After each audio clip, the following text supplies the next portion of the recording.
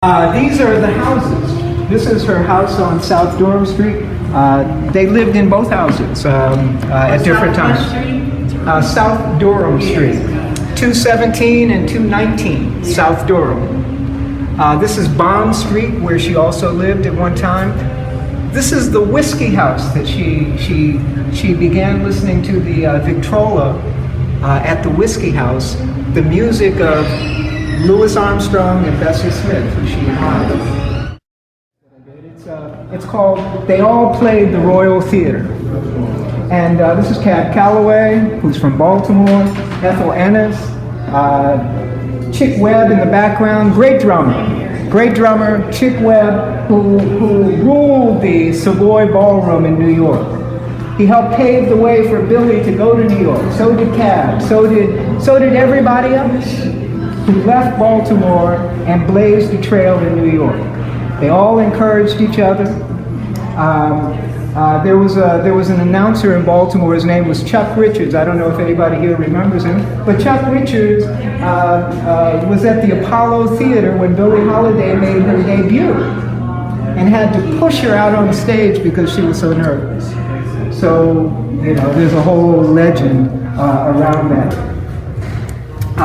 She played with Charlie Parker. She played with the Young Modernists on 52nd Street.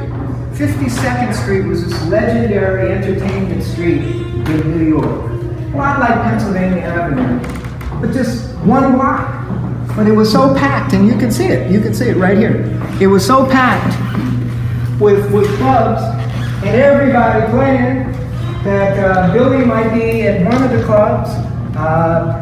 The bebop revolution, which was taking place at the same time, was also happening at other clubs. And so all of these musicians knew each other. They jammed with each other.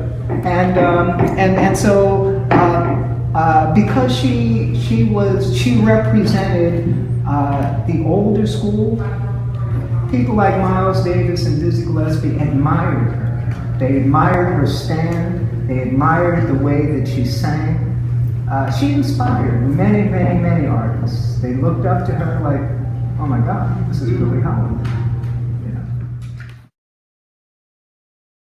This is a great shot by Roy DeCarava. She was shot by some of the great photographers of American music.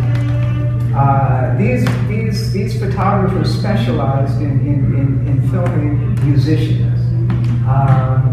It's just like some of the artists who are represented here today in the other room, whose work you will see shortly. These artists use music as the theme.